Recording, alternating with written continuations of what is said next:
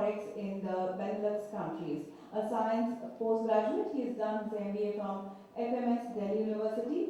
He has authored a book on happiness titled Are You Really Happy?, which has won him an international recognition in the category finalist of Eric Hoffer Award 2014. Mr. V. Kalyanarama, Director Concord, Projects and Services, Container Corporation of India Limited. He's a mechanical engineer and IRTS officer. He's also worked in BHEL and BHPV. Held various challenging assignments in his career, was regional in charge of Southern Region and South Centre Region of Concord before becoming the director. He's been professionally trained both in railways and in multimodal transport logistics, instrumental in development of container depots in South Central and Southern Region of Concord, has been involved in all the development planning and operational activities of EXIM and domestic cargo at the various dry port terminals of Concord. He was also CEO Infinite Logistics Solutions Private Limited, has wide experience of engineering, systems design, railway and multimodal operations. Trained in multimodal logistics in Germany and Belgium. Very soon, that is in October 2016, on the 1st October rather, he will be taking over as CMD of Concord. Mr. Manish Verma, currently working as Senior Vice President Business Development with NG India, overlooking all the LNG, LPG projects planned in India, specifically Kakinada LNG Terminal, FSRU-based terminal on east coast of India, and small-scale LNG projects for green mobility and industries. Previously, Mr. Verma worked in various positions for the development of Kochi and Hazira LNG terminals. Prior to joining NG, Mr. Verma worked with Shell, Fluor and Reliance in India and has more than 25 years of experience in oil and gas sector. Mr. Verma holds an engineering degree in instrumentation from BITS Pilani, a premier technical institute in India. Mr. V. Prasad represents PPAM Soulcraft and Mitra Energy. He has devoted 35 years of his life to the power sector, first with NTPC and started Mitra Energy Private Limited. The company builds synergy in solar industry through one-stop solution to companies and households alike. Mr. Satish Yadav, CTO Mirasis. He has 10 plus years of deep dive knowledge and hands-on in surveillance and analytics field. He heads the technology and support of Mirasis in India. Role involves support of existing railway projects, which is spread across the length and breadth of the country for the last 2.5 years. Early to joining Mirasis, he was with Tata Nelco, which had focused on Indian railways. With those words, I request Mr. Loria to please take charge of the session. Thank you very much for introducing the panel. We have a very, very esteemed panel here. In the interest of time, the time limits which have been set in the earlier session, so 7 minutes per speaker, so that we have a lot of time for question answer session. So I'll first request Mr. Tilakraj Seth for his opening remarks and presentation. Thank you, Mr. Loria. My presentation would have been longer, but you have made it shorter by explaining so well various aspects of the needs of a multimodal system have been explained. But I would like to still touch one more point, Mr. Loria, and the distinguished audience here.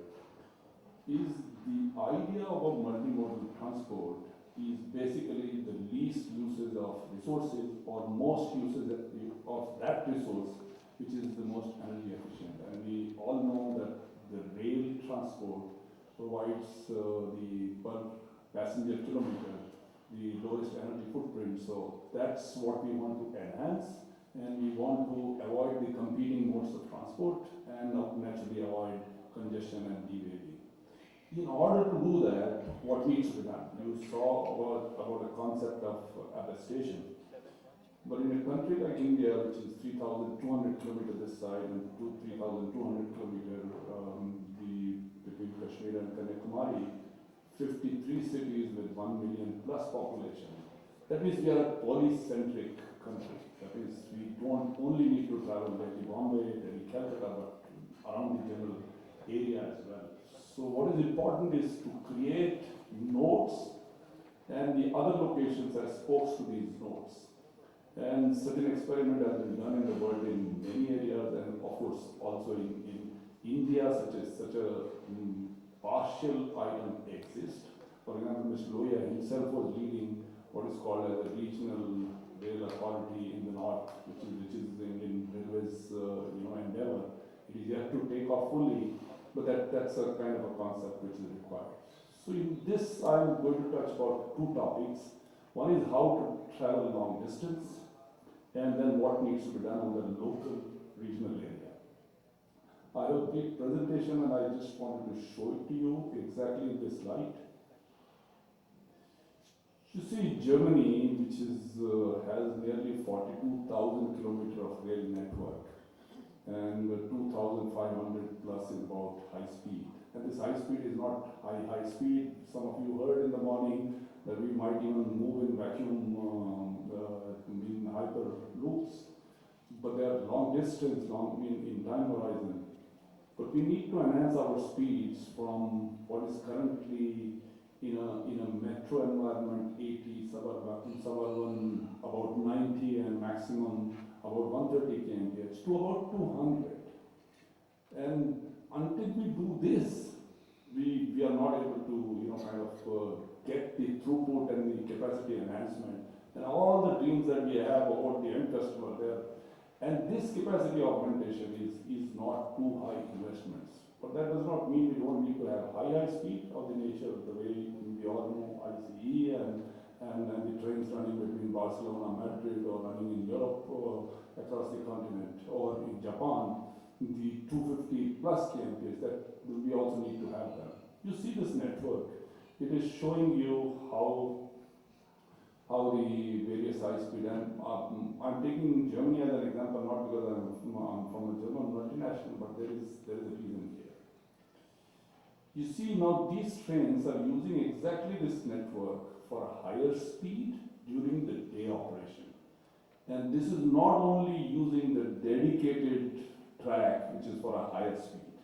In distance between Munich to Nuremberg, roughly 350 kilometers, the high-speed train also uses the network at some sections. It is lower speed. That very track is used for commuter trains, and that's also used for normal other non-high-speed trains. And later in the night, of course, for freight trains. Now this is the scene that you see when at the night time the passenger high-speed operation is at low level. The track is used by freight trains. Now, let's make a comparison, and that's what I want to tell you is why Germany was relevant here. We have 45 kilometers of track. I mean, we are nearly 70,000 whole of the rail network. Only 45 kilometers per 1,000 square kilometer arable land. And let me give you a number for Germany, it is 350, and somebody would say Germany is so small a country and India is such a large country. So even reference of America is important, that per 1,000 square kilometer arable land, they have 145 kilometer. And they don't use this for most passenger movement, they use it for goods network. So that's why it's very critical to see that the network that already exists must be used for all the modes of transport. And why I'm mentioning this, that the first high speed in our country which is riding on very economic loan coming from Japan, is going to have a gauge which is not matching the existing infrastructure. Existing infrastructure is 1676 or wide gauge as we call, and the so-called Mumbai Ahmedabad is 1435 square mm, which is standard gauge. Now, this country had a debate when the metro was starting that metro must be wide gauge. But the vehicles that move in a metro environment, which is actually a regional or a local environment, is the trains which are called light compressive strength, and the ones which move on main line like high speed or our passenger trains or regional or the EMUs that run in Bombay. So they must have, if we end up creating a high speed network tomorrow connecting these nodes which are not using this, then we are creating a network where we will not be able to bring the benefit of one way or from one network to the other.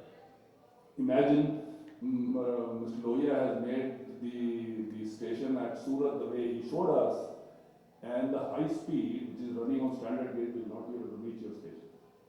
And if we walk, let's say, 2 decades from now, and India has 40 cities covered in high speed, last 10 miles are normally no high speed. So we would end up creating for 40 cities roughly 400 to 500 kilometer of high speed network, which is costing roughly 200, 300 crores per kilometer, and not use that high speed if we don't end up using. So what I'm trying to say, interoperability is important for when we look at higher speeds. Well, this is just trying to tell you the same network uses different service at different times, and don't miss the issue of the dedicated freight corridors. And we are supposed to create dedicated freight corridors now beyond from Calcutta to Chennai and Bombay to Chennai, and connecting all the modes of the diamond other than the two one announced. Imagine we have created those and we are not able to use existing network for high speed as well, and we end up creating still higher speeds. So it is important. And also the traffic pattern and the stoppages and the topology and speed potential is critical, but more we need to focus more on the so-called capacity, throughput, rather than speed alone.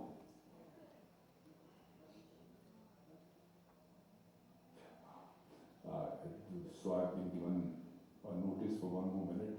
So well, here I wanted to say that India has a large network in the polycentric city as well. We have life around Delhi, around Bombay, etc. So we need to create a regional network. The network around Bombay is quite good. That's why the need of metro was felt less. Of course, it somehow missed east-west connectivity, and now the items like Mumbai Line 1, etc. help this. And we need to go for interoperability and transport capacity between two nodes. Look at the existing infrastructure.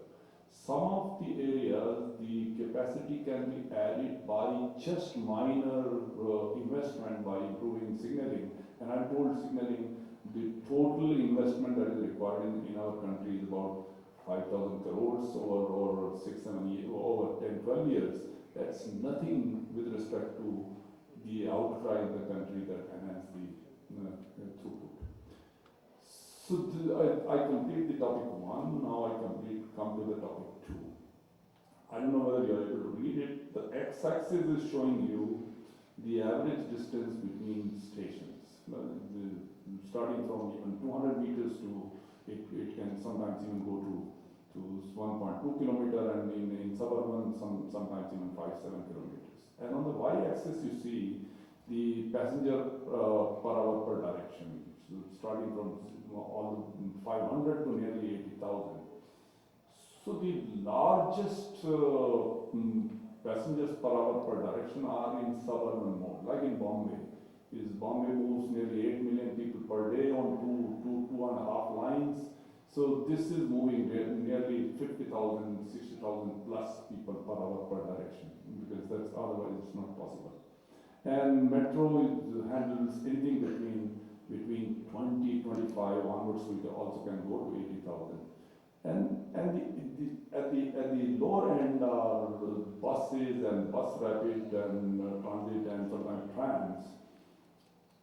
But an area where a country like India, which has 53 cities, 1 million population, every city can't have a metro or a suburban, and they will not rest with buses 4 or 5 years later or 1 decade later. So how do they move on a rail-based transport? So Mr. Lohia, you were sitting also in that workshop, and we were together when we said this area is not touched in India at all.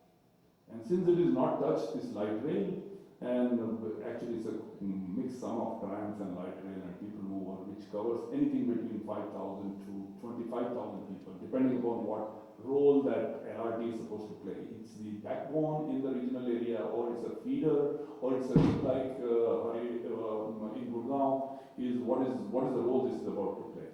So I think this is not touched at all. I believe that at least The ILFS group for Rapid Metro Gurgaon set up that project far ahead of time, and if the tail or the leg of this reaches Kapaseda border or something like this, suddenly you will feel that the ring which is created around the infrastructure or the cyber city is also choked. So I believe this is an area which needs to be addressed, and then we will come to complete multimodal connectivity. Thanks very much. Thank you, Mr. Seth.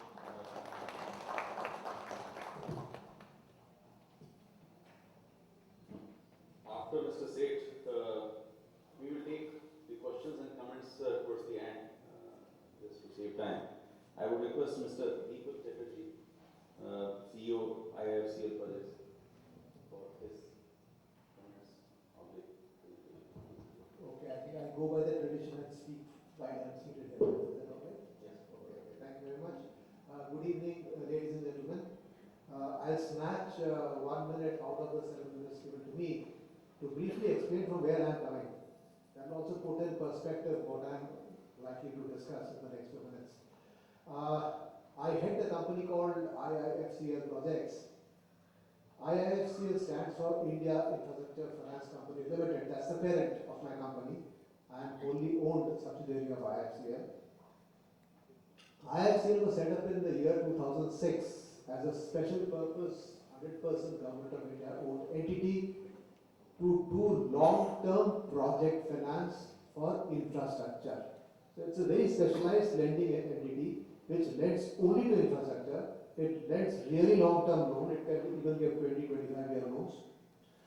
And typically it prefers projects which have been done under a PPP, that's a public-private partnership, or some kind of a public project where a price discovery has happened, or even a private project which has been given on a bid-out basis or through a price discovery mechanism. So, in fact, bulk of the beneficiaries of IFCL loan mechanisms are private developers. But they have got the project through a concession agreement, through a price discovery mechanism, through a bid-out process. In the short period of 10 years, I think IFCL has done good work.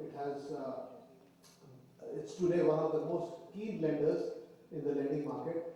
Lending has become a little bit of a bad word, I mean, if you go to a bank and ask for a loan, the bank typically is going to make a long face. So IFCL has been a very keen lender in infrastructure, even during these stressed out times. What does my company do? My company is not a lender. We are a wholly owned subsidiary of IFCL. To that extent, we are also a public sector entity. We do everything else. We do project structuring, project ideation, appraisal, syndication, arranging of loans, achieving financial closure, bid process management, advisory, all of that. So very often when we take hold of a project through a mandate that is given to us by a developer, we achieve financial closure, documentation, and very often the first disbursement as well. And IFCL is obviously a first port of call. When I launch a syndication process, I go to so many lenders. So IFCL is typically one of the lenders. And my previous employer for 35 years, State Bank of India, is also typically one of the lenders. And so many others. Specialized lenders are there in the market who participated in infrastructure loans. Now, why I took this time to explain from where I'm coming is that you quickly understand that I'm an odd man out in this seminar today. I don't think there has been anyone else from the finance sector who will talk about funding, how projects will be funded, because the previous session, I think most people from the technical side, from the technology side, from the developer side and all that. That makes it interesting, I think.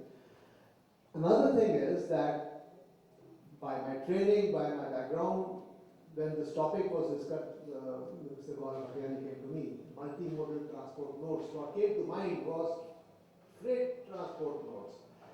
That's a much bigger area. What is multimodal transport?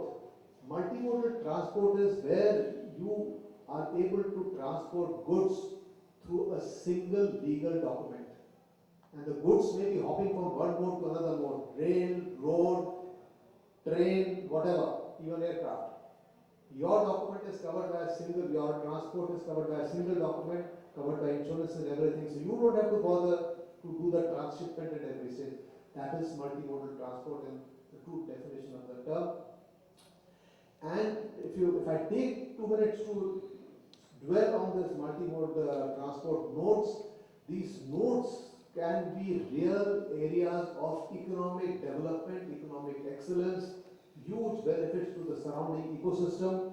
Some multimodal transport nodes are very much planned, they are being developed, and they are typically part of larger projects. For instance, the Delhi-Mumbai Industrial Corridor. That provides excellent scope for developing these multimodal transport nodes. Dedicated freight corridors. These are the areas where these multimodal transport nodes come. And it's not only that, there are many other things that can be possible with this. You can augment existing industrial estates which are decadent, just lying there, nothing great happening. You can develop them into modern, large industrial estates. You can develop an integrated logistics hub. You can develop integrated townships. New townships can be developed. And of course, feeder roads, the connecting roads, connecting railways and all of that. So this, as an infrastructure player, this typically came to mind for me. And funding for infrastructure projects is based on just a few things. Typically, there has to be a concession agreement which is long. By long, I mean say at least 15, 20 years, 25 years, 30 years, longer the better.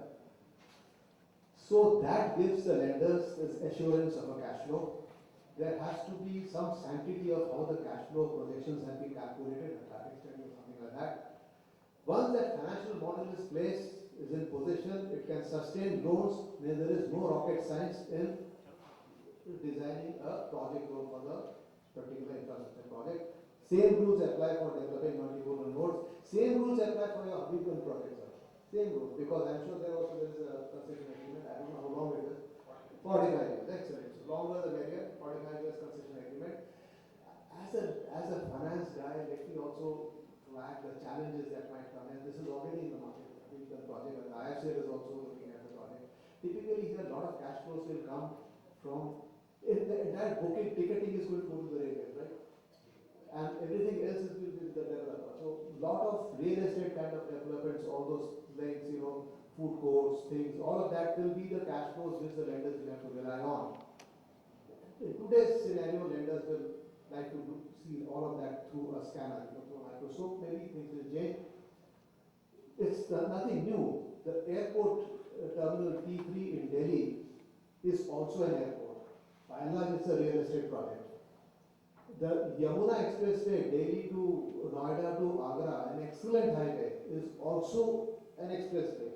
It was intended to be a real estate project, which never happened because the rules of the game changed and many things happened, so land parcels could not be sold, all of that. That's what the lenders typically are afraid of. All I'm saying is, whichever way you look at it, a multimodal transport mode, whether it's for passenger, whether it's for railways, these can be game changers. Game changers for society at large, game changers for kick-starting economic activity, for creating employment, for taking care of the larger eco space. The way you were showing, sir, how Surat, the new station, how it will look like, it can also have a big impact in the quality of life.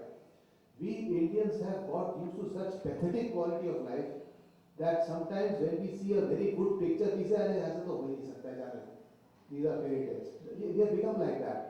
But my firm belief is, you create one such infrastructure, you create one such city, you create one smart city, everyone will say, "Hame bhi chahiye. We also want a smart city like this," and people will be ready to pay for this.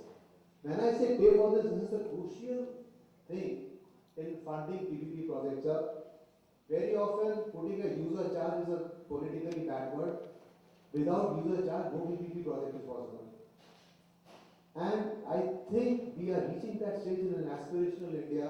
You create a world-class quality asset, people will happily pay for the service and utilize it, and others will also want it. So with these words, I thought I'll just put a mix of both retail as well as industrial multimodal mode, how they can be financed and all of that. And I think the sky is the limit. And as more and more these things unfold, I think many beautiful things will happen in this country. One last point before I conclude. When you talk of, I think others have also spoken about railways, passenger traffic and all that. through multimodal transport, take a city like Delhi, we have an excellent metro system. But the metro system and the bus system are still not integrated. Getting out of the metro station, you have to hop into something else, an e-rickshaw or an auto or something to reach the nearest bus stop. What is worse is the same ticket that you use for the metro is not used in the DTC. It's not interchangeable. So we have still not, it has been thought about, and I think there are challenges. I think there is a lack of trust. I think metro has to be, Delhi metro has to be confident that there will be no leakage of revenue. So all of these things are there, but I think when we talk about multimodal, I think it's a sum total of all of this. But I think good days are ahead, a lot of good things are going around. Thank you very much. Thank you, Mr. Deepak. As I mentioned right in the beginning, those 7 levels of multimodal integration. So, FAIR is one, and from the Ministry of Urban Development, there was a grand plan of national common mobility card, which can run across different modes. So, I think it is not lack of trust, MasterCard and Visa, with which you are able to travel the entire world. So systems are available, it's just that we have to come out of our silo approach. And that is what is more required. In fact, sometimes in Delhi Metro, the Delhi Metro network and airport, the same smart card was not applicable on the Delhi Metro this airport line, just because the technology supplier was different and he did not follow the same specification. So we have to lay down the specification. So it is a complete thought-through process how we will have a multimodal integration. And yes, as you very rightly pointed out, all these nodes can be great economic activity zones, and that is how we must look at it. So next, I would request Mr. V. Kalyanarama, Director, Projects and Services, Council. You also have 7 minutes.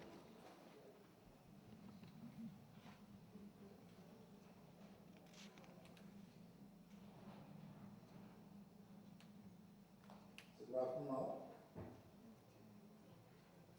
So till now, a lot of importance is given on passenger movement. I will have one freight movement. I take the queue from where they got. And a passenger train is to run on the inter-railway system. So it requires half a freight train to be run to make it possible. So I'm talking about multimodal logistic parks. These are the parks where 4PL is for.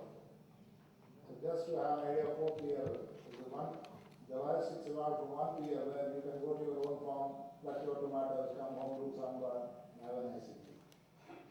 From there, now 4PL is today's buzzword. But are we doing it?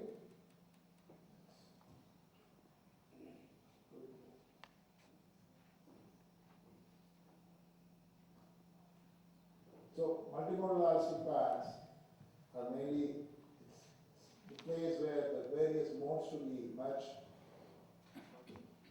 and but where the development today in India is mainly to combine rail and road, and in this, of course, all types of cargo will be accommodated, whether it is in bulk, break bulk, and containers.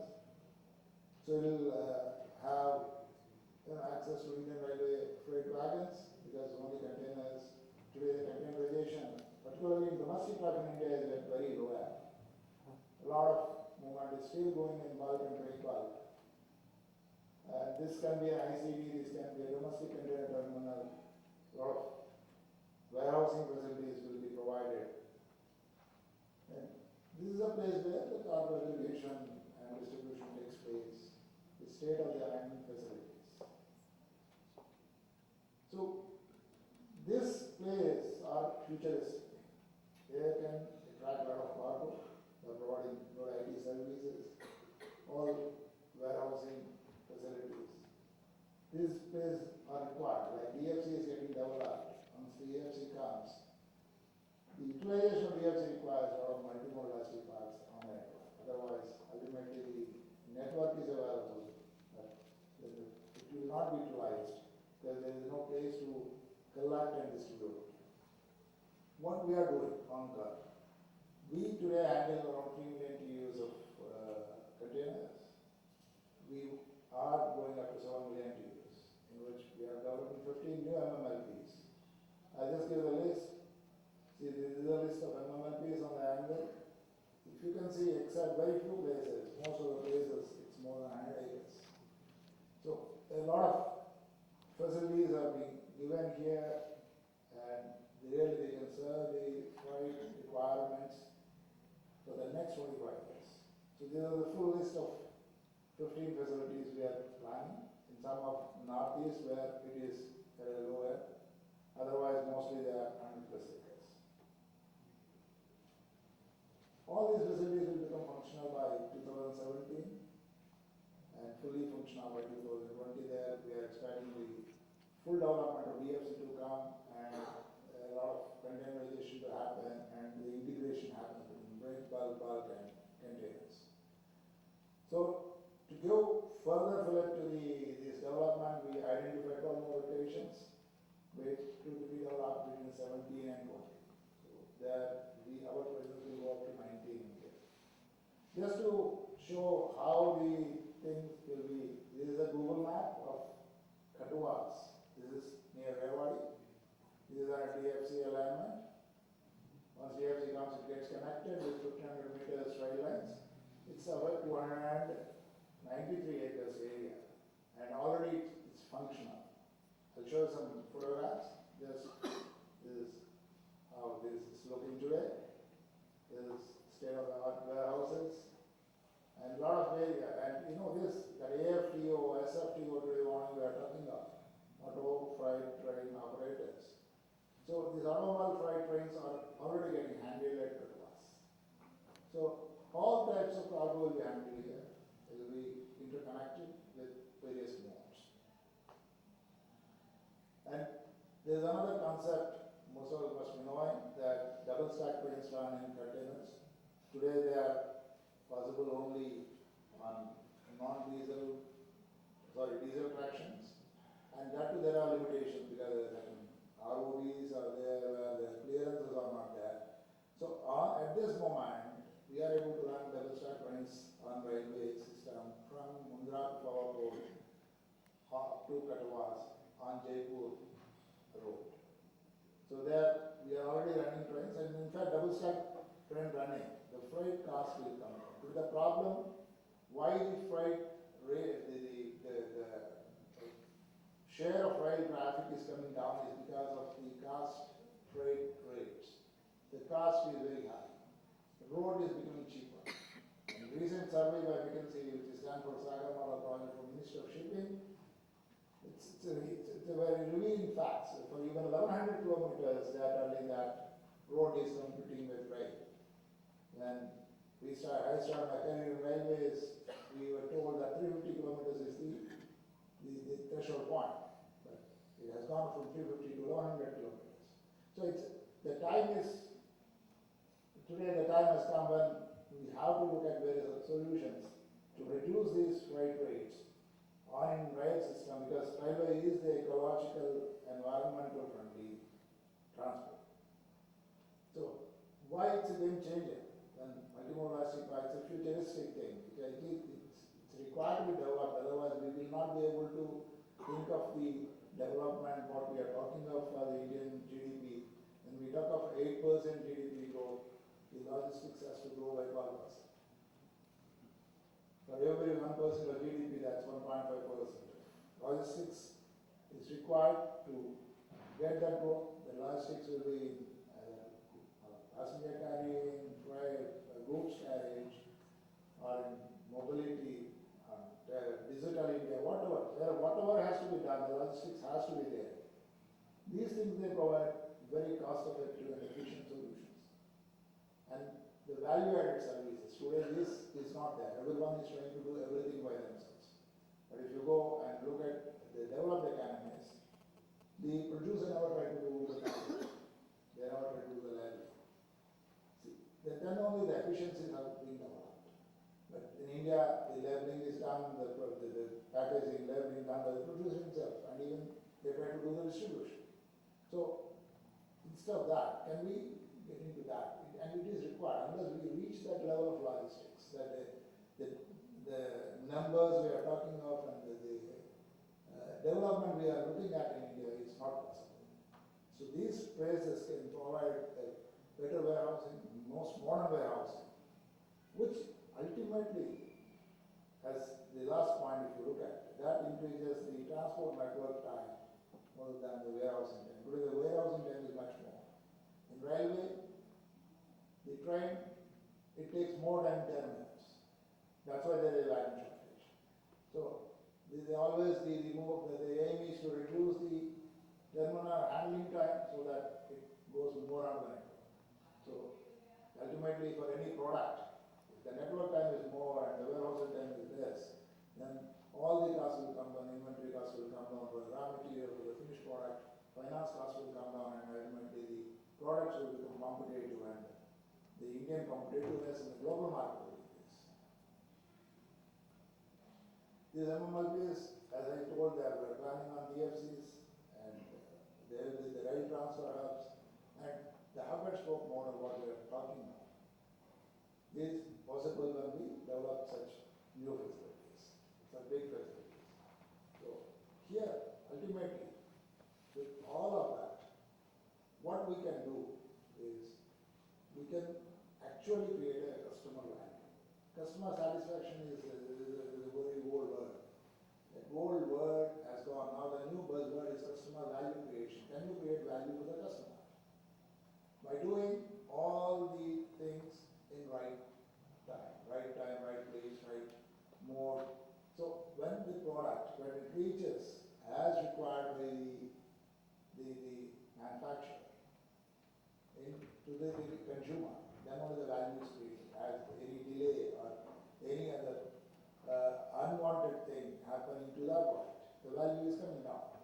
So the MMLPs are the places where we can really look at creating a customer value creation. And this is my last one. I think I am that. More, okay. So this is how we are today present in India. I hope we'll be able to do some justice in increasing the freight traffic and Indian countries. Thank you very much.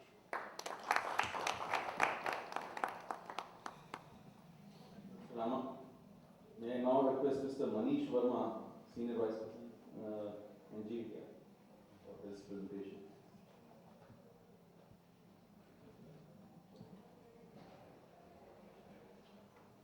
Good evening. I'm very happy to present our NG's concept project LNG to Delhi. Just to introduce my company NG, we are 30% owned by the French government, so we are like a government company. Our turnover is close to 70 billion euros. We have 154,000 employees, out of which 1,000 employees are involved in R&D activities. We operate in more than 70 countries, and our main business is power generation, natural gas, and energy services. One of the businesses that we are into is the natural gas. We trade in 17 million ton equivalent of natural gas globally, out of which 15 million ton is in the form of LNG. Now, before I go any further, I would like to explain LNG. Everybody here, I think I'm sure, is familiar with CNG, compressed natural gas. Now, LNG is nothing but a liquefied natural gas. Natural gas gets liquefied if we start cooling it. If we take it down to a cryogenic temperature of minus 165 degrees C, it liquefies. But why liquefy? We liquefy it because the volume reduces drastically. The volume goes down by 1/600. So if you have to move natural gas from one country to another country, the best way to move it is in the form of LNG, in the form of liquefied natural gas. So instead of moving 600 ships of natural gas between Qatar and India, we would just be moving one ship. So that's the power of natural gas. LNG business is going on for last 50 years, and in India it is going on for last 20 years. We commissioned our first LNG terminal in 2004 at Dahej. and NG is a partner in that. Formerly we were called GDF Suez, Gas de France Suez, and we have 10% equity in Petronet, which owns Kochi and Dahej LNG terminal. So more 60% of the natural gas which is imported into this country is done through Petronet. And currently we are developing a new FSRU-based LNG terminal in Kakinada in Andhra Pradesh. So this is the network, pipeline network of India. The black stars which are in Gujarat and Maharashtra and Kochi are the existing LNG terminals. The green stars which are in Mundra and Ennore are the LNG terminals which are under construction, and all these red stars that we see are the LNG terminals under on the drawing board. These are terminals which are being planned. So there are quite a few LNG terminals, but by nature LNG terminal has to be on a coast. Now if you have to move LNG inland, there are only two ways of doing it, either by road or by rail. So this is the future network. There is a plan of making a gas grid. It's yet to sort of take off. We have huge trouble in developing these LNG pipelines or natural gas pipelines. Kochi LNG terminal is standard because we have not been able to develop a pipeline to evacuate natural gas from there. So we have started something new which is called small scale LNG. That is move LNG through road. And it can be utilized for green mobility. Now what is green mobility? Green mobility is when you try to convert a fuel, which is dirty fuel, to a clean fuel. That is what we call green mobility, in which we convert all the diesel buses and trucks into LNG, and later on maybe the rail engines also, because railways also utilize diesel. So these are some of the LNG engines which are already running on a trial basis worldwide. This is in Canada. This is the Russian LNG locomotive which was developed last year. This is a concept picture of a LNG rail car in which LNG can be moved from point A to point B, which is being developed by BTG and Chart. So these are the two, this picture shows both road tankers as well as a rail car. Road tanker can move only 20 tons in one road, it would need a one driver, while LNG by rail can go take almost 50 tons per rail car. And as of now in India, we are already moving LNG in road. IOC is doing it through the road tankers. LNG movement by rail, the first train carrying the LNG has already happened last month from Kazakhstan to China. China has a sort of a leadership role in this. They are utilizing LNG for road transport in a very big way. This train can move 300,000 tons a year just by a weekly run, and in the future they are planning to go up to 800,000 tons. So as we speak, last month this already happened. But why LNG? Why such a fuss about LNG? Why can't we continue with diesel? And the reason for that is this graph. You can see that the blue lines are the emissions if we use gas, and the purple lines are for diesel. The most important one is the PM, particulate matter, which is 97% less in case we use LNG. So this is one of the reasons why internationally, globally, worldwide, we are moving towards a cleaner fuel. And the beauty of it is cheaper also. So if you switch from diesel to LNG, you can save 20% money in the fuel cost.